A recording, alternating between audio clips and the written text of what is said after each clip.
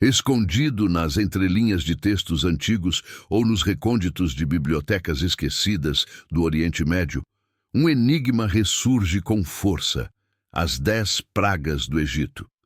Seriam meros símbolos de fé e julgamento divino, ou ecos de eventos naturais, interpretados por olhos antigos como manifestações do sagrado? A história é conhecida por muitos, contada em sinagogas, igrejas e até em produções de Hollywood. Mas por trás da narrativa bíblica do Êxodo, onde Moisés enfrenta o faraó, existe um intricado quebra-cabeça histórico e científico que ainda intriga estudiosos. Segundo o livro do Êxodo, no Antigo Testamento, as pragas foram castigos enviados por Deus para forçar o Egito a libertar os hebreus da escravidão. Mas há mais do que fé nessa história. Vamos investigar os vestígios, os textos e os indícios arqueológicos que cercam esse episódio. A primeira praga transformou as águas do Nilo em sangue. Em hebraico, a palavra usada para sangue pode também se referir a algo avermelhado. Isso levou alguns cientistas, como o biólogo John S. Marr, a sugerirem uma explicação: uma proliferação massiva de algas tóxicas, conhecida como maré vermelha. Essas algas consomem oxigênio e podem matar peixes, explicando por que o rio se tornou impróprio para o consumo. Seria o começo de um colapso ecológico que desencadeou o restante das pragas? A segunda praga trouxe rãs em abundância. Se os peixes morreram e o ambiente aquático ficou inóspito, os anfíbios buscaram a terra firme, invadindo casas e vilarejos. Sem predadores naturais, o número de rãs explodiu, mas quando as rãs morreram, abriram caminho para a terceira e quarta pragas, piolhos e moscas. Mosquitos e insetos, atraídos pelos corpos em decomposição e pelas condições insalubres, se multiplicaram, trazendo doenças e desespero. A quinta praga afetou os animais. Peste entre o gado. Um possível surto de antrás, sugerem alguns historiadores, como o egiptólogo James Hoffmeier. Essa bactéria pode se espalhar rapidamente entre animais expostos a solo contaminado. A sexta praga atingiu os humanos, feridas e úlceras. Doenças de pele ligadas a mosquitos infectados ou ao contato com água contaminada. Os registros do Papiro de Ebers, um dos mais antigos textos médicos do Egito, relatam sintomas semelhantes a essas descrições bíblicas. Com a sétima praga veio o granizo misturado com fogo. Um fenômeno raro, mas documentado.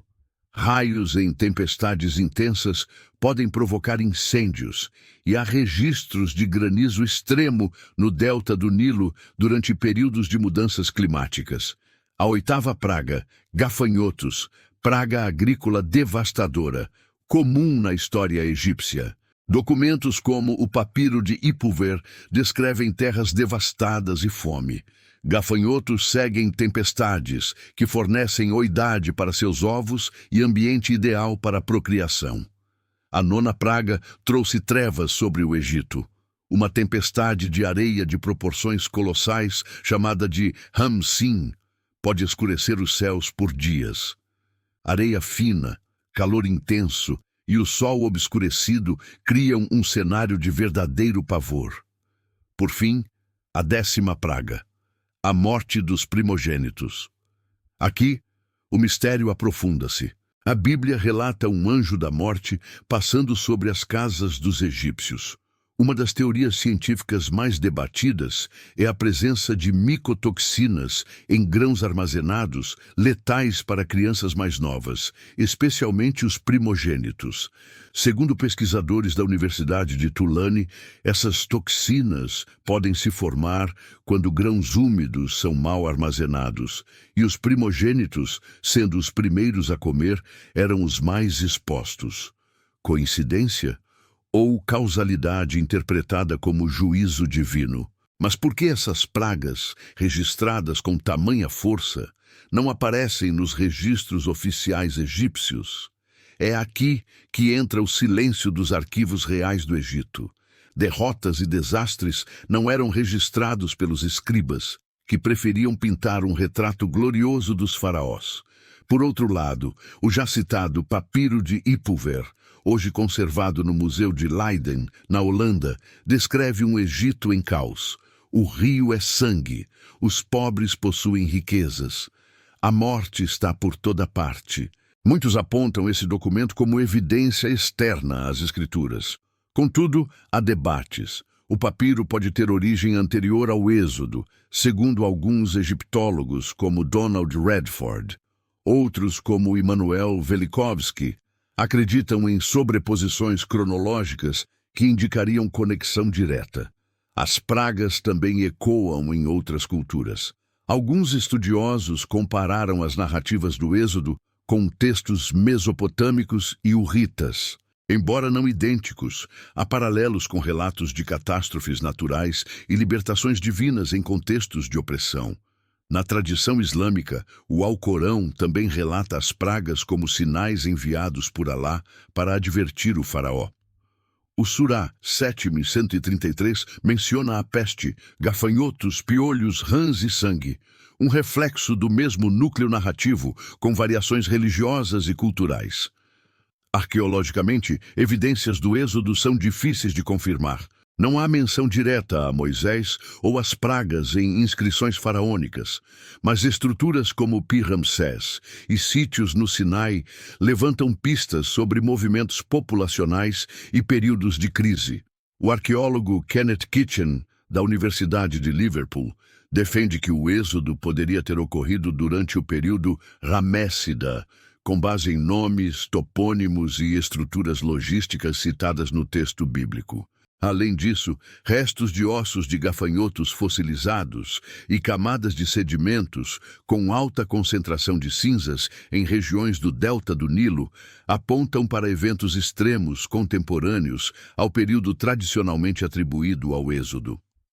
Técnicas modernas, como a análise por espectrometria de massas e datação por radiocarbono, têm sido empregadas para investigar sedimentos nas margens do Nilo, revelando alterações abruptas na composição da água e indícios de crises ecológicas. Do ponto de vista espiritual, as pragas são vistas como atos de justiça divina, intervenções milagrosas para libertar um povo.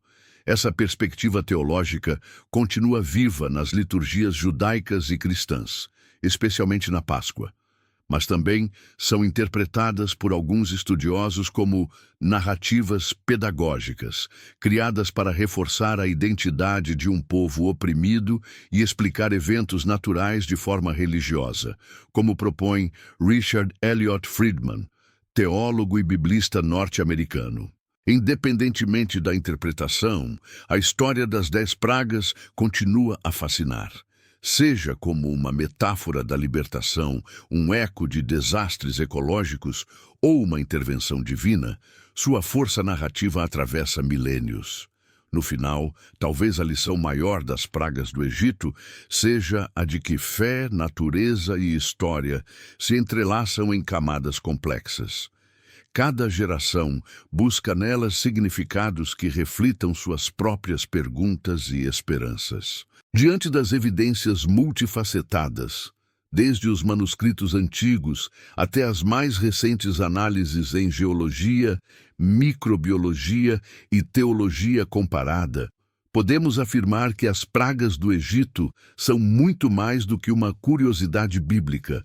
Elas representam um ponto de encontro entre ciência e espiritualidade, entre passado e presente, entre o conhecido e o insondável. E é justamente essa interseção que nos convida a continuar investigando. Esta investigação sobre as pragas do Egito te surpreendeu? Se você, assim como nós, é fascinado pelos mistérios da fé e da história, deixe seu like, inscreva-se no canal e ative o sininho para não perder nossas próximas explorações.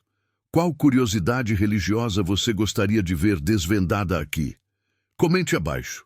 Nos vemos na próxima jornada pelo desconhecido. Deixe seu like, inscreva-se no canal e ative o sininho.